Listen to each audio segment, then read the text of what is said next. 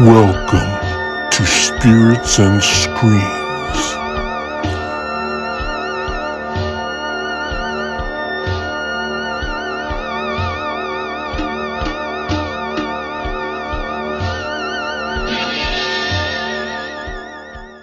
Hey guys, welcome to Spirits and Screams.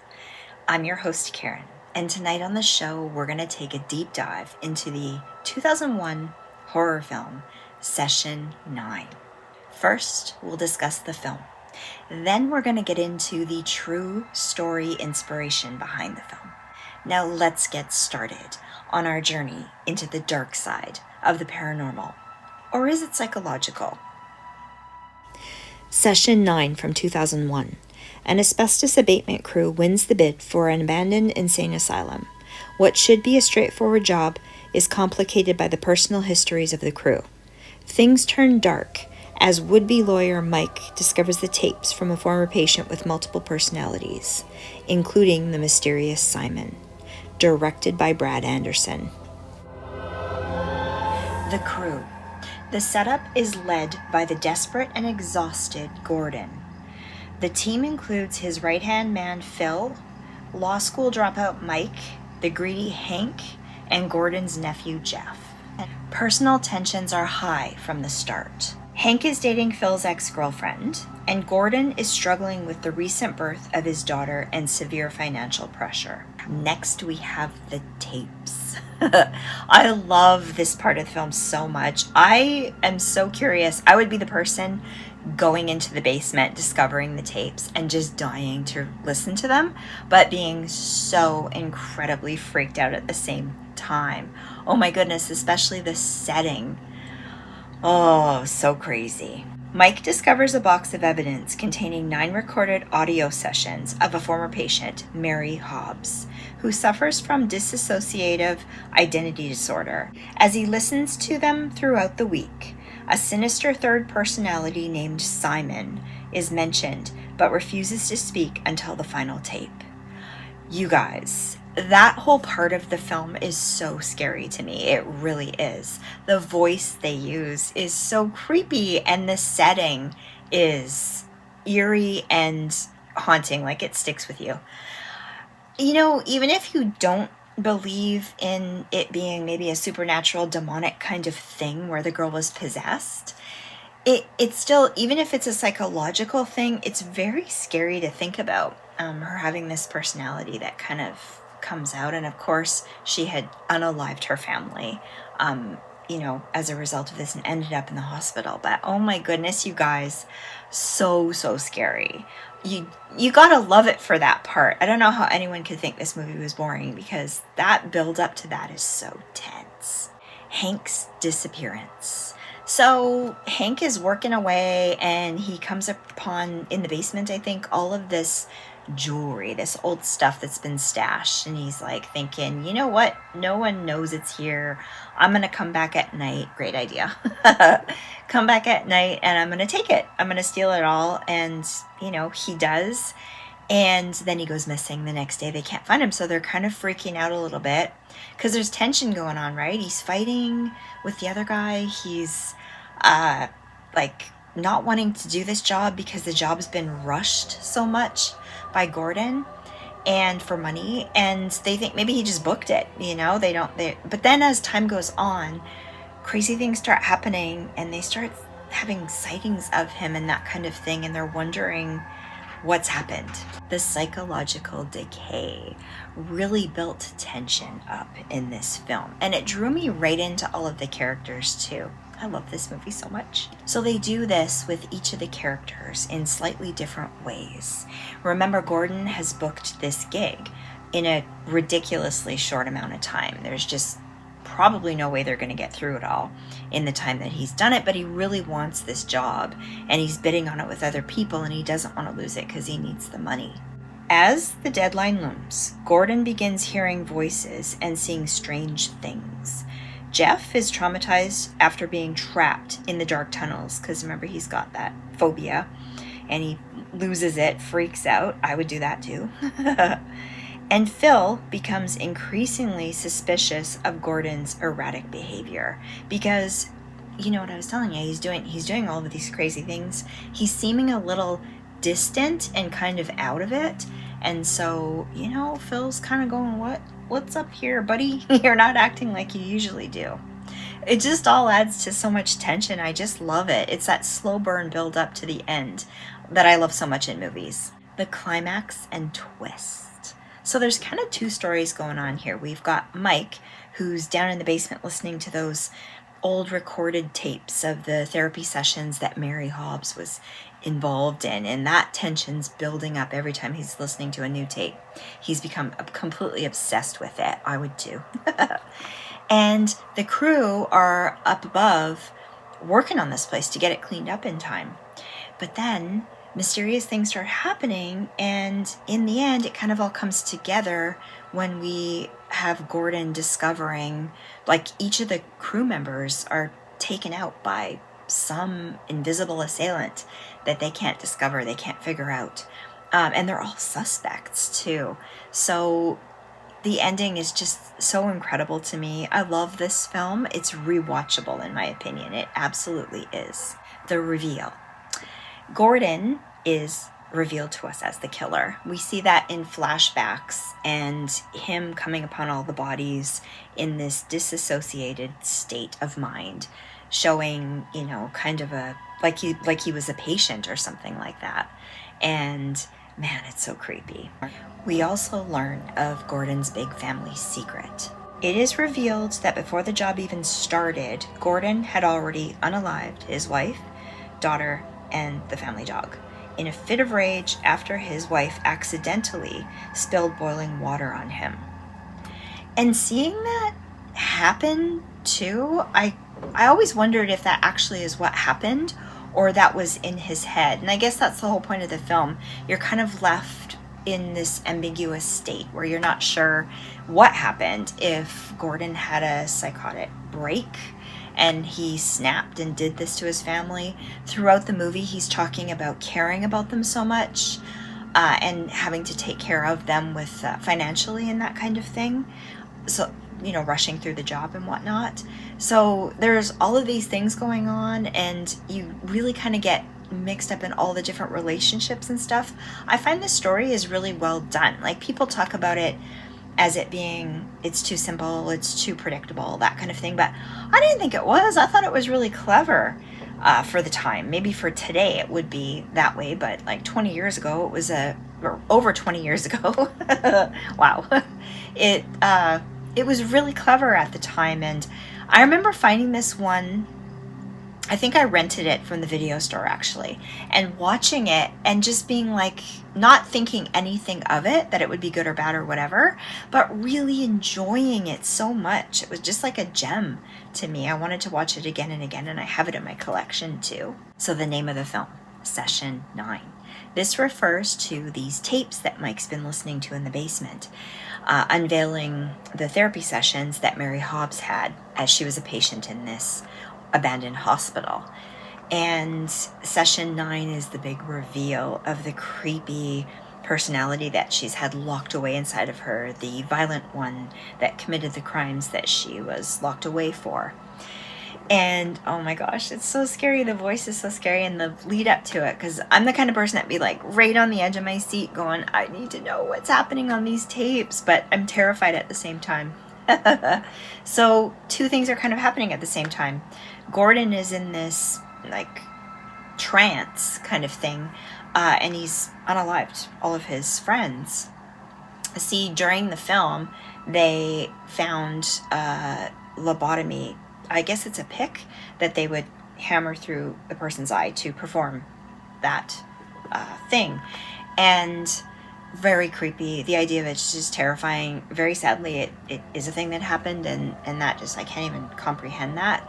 But that's what they found in this hospital, which is tied to the true story thing of the hospital, which I'll get into later.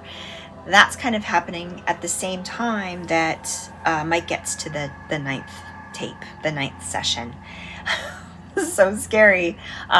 So Mary had a multiple personality disorder, which is what they called it back then. Now I think it's called DID. And yeah, Oh my goodness, such a great way to tell a story. They kind of chinsed out a little bit because you're not seeing a lot of the stuff that happened. It's revealed to you in a story, which a lot of times is not a good thing, but in this case it works so well. So very creepy. I love this movie for that. I kind of want to watch it again now just to listen to it again, how it kind of unfolds. Oh my goodness, so scary. Throughout the tapes, Mary is discussing her problems to the therapist or psychologist, through the different personalities. So each tape kind of has a different personality pops through. She obviously suffered something really traumatic when she was young, and it came to this. She had this happen to her. And, she goes through like a childlike personality, like a boy, a woman, all these different personalities. And they're all protecting her from this bad personality, the one obviously that caused her to unalive her family. We finally get to hear Simon in the end. He comes forward very calm and commanding and scary as heck. I hate when they do stuff with the voices. It always freaks me out. But I guess you could think of this movie psychologically like a mental breakdown, or you could think of it in terms of something supernatural, something demonic possessing her to cause this, and her being locked away in this hospital that they're working at that's abandoned. The thought of it, the look, the atmosphere of this place is just so creepy. A real place too. And they filmed there. And they all are working away in different areas, kind of in the darkness and the dust, cleaning. And the end really makes you think back over it and go, wow, that's so much more scary than what they even thought.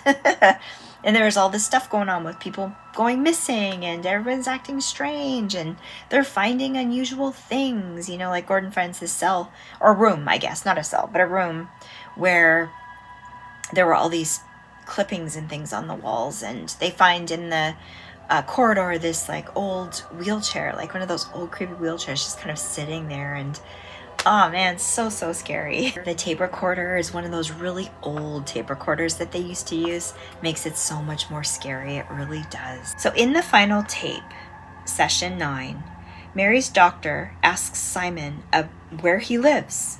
Simon's voice, revealed to be a malevolent entity or a manifestation of pure madness, chillingly responds, "I live in the weak and the wounded, Doc."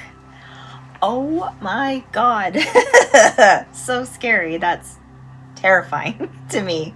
And it kind of connects back to Gordon, because Gordon's kind of almost like Gordon being at this place is taken on this presence, this demonic thing has possessed him, and that's what's going on. But at the same time, this happened, like maybe he went and scoped out the place before he got the job, I don't know, but he does the bad stuff at his home before he starts this job, right? He's got this burn on his leg that he's kind of favoring throughout the whole thing, and he's making up all these excuses, and he's going back over stuff that's happened to Phil, his friend, because Phil's questioning, what's wrong with you? Like, you're acting really weird. And he's kind of relaying bits and pieces of his family life as though they're still there. He's going home to them every night, or they're fighting, or that kind of thing. So it's kind of as though Gordon is suffering the same fate as Mary. And we're not sure if it's a coincidence or whether this thing that attached itself to Mary is now in Gordon, and it carries on. The second theory terrifies me. I tend to think that's the way they were going with this movie, but I guess you could interpret it any way that you like. And I love those kinds of movies where it's kind of left open-ended and you can kind of put into it what you want to. Anyhow, you guys, if you've watched this movie, I really want to know what you think. Long comments down below. Let's chat. The critics. I think this one's kind of split down the middle. I don't think it did very well when it came out back in the day. People were not used to this kind of film, I think, then at that time. But I think it was kind of 50-50. Some people really loved the atmospheric slow burn buildup of dread and that kind of thing, as opposed to like a fast-paced slasher film.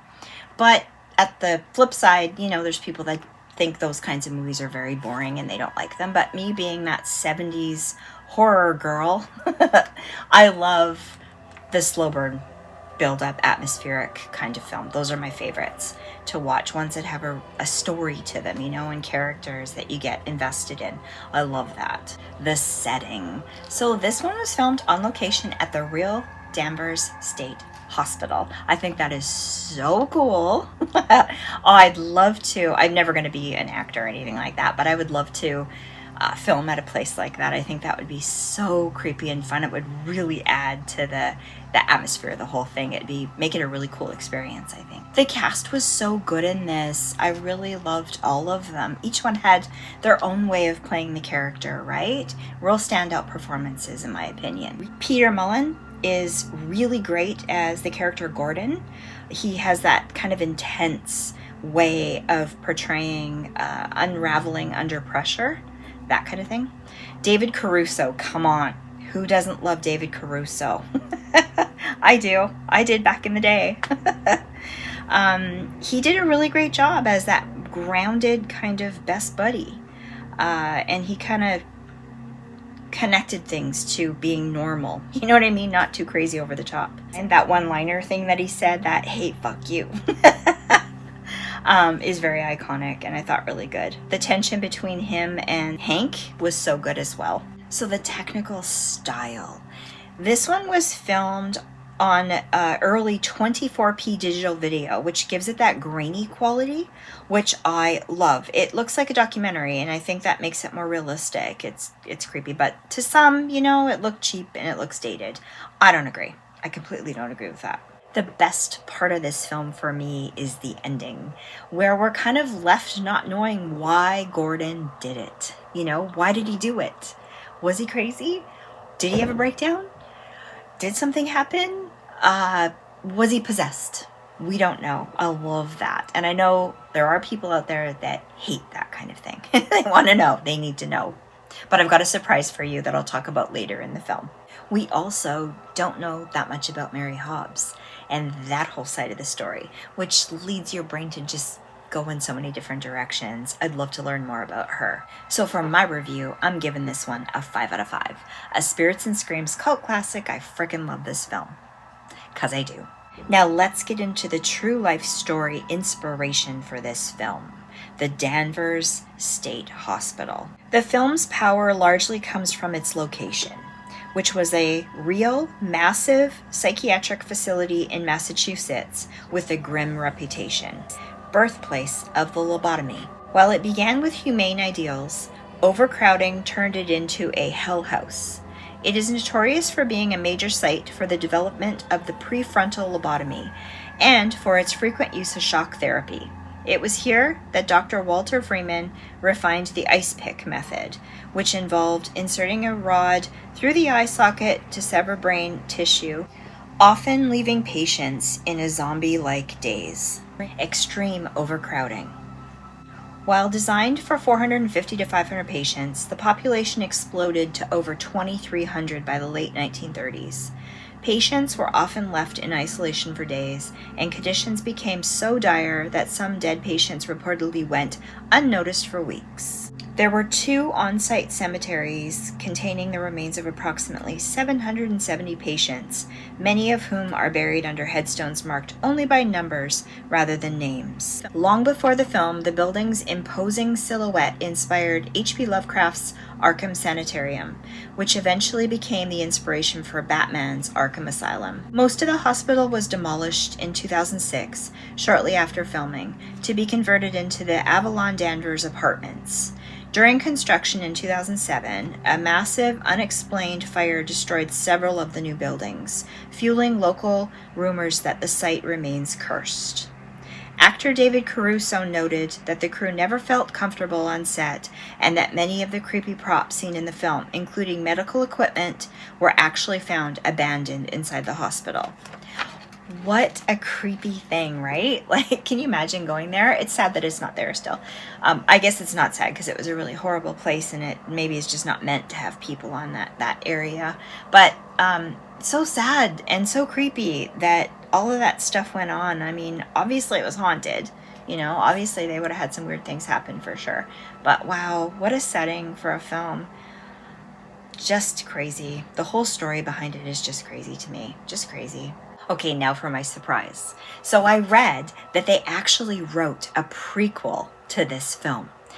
Director Brad Anderson and a co-writer created a story called Session 1. And what it would have been about was Mary Hobbs as a 12-year-old girl.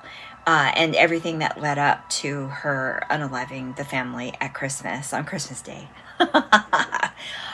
I can't even. The sad thing is, the people that made the film blocked it. They wouldn't accept that they could do it, so it never happened. But I wish, I hope, I pray one day we can get to see that film, because I think that would be so freaking cool. Don't you guys? Comment down below. So the plot would have been titled Session 1. The story would follow Mary Hobbs, the patient on the tapes, as a 12-year-old girl in the late 50s. It would detail her original psychological break and the birth of her various personalities, leading up to the unaliving of the family on Christmas Day. Oh my God, I need to see that. The tone of it would have been, Anderson said he described it as a portrait of madness, seen through the eyes of a child, eventually ending where the first session tape begins. Very cool. The roadblock of it, despite fan interest, Focus Features, which owns the rights, has reportedly declined the project, citing a policy against making sequels or prequels to their catalog titles. So, whatever. I still wish it would happen. I hope one day it does. The novelization. So, there's a book. While the film is stalled, an official novelization by Christian Francis was recently released, which delves deeper into the characters' backgrounds and the asylum secrets. Oh my goodness, I have to read that, that's for sure. Have any of you guys read that? I want to know. Let me know. In conclusion, that's all I got. So, you know, I want to hear what you guys think. Comment long comments below and let's chat about this one. And don't forget to like the video if you liked it, so you can watch more of these. And I've got more coming every Monday night, 7 p.m. Pacific time. So be here. And subscribe to the channel too, so that you get notified when I do upload more stuff. I love you all. And remember, when you're watching horror movies, don't forget to scream responsibly. See you later, guys.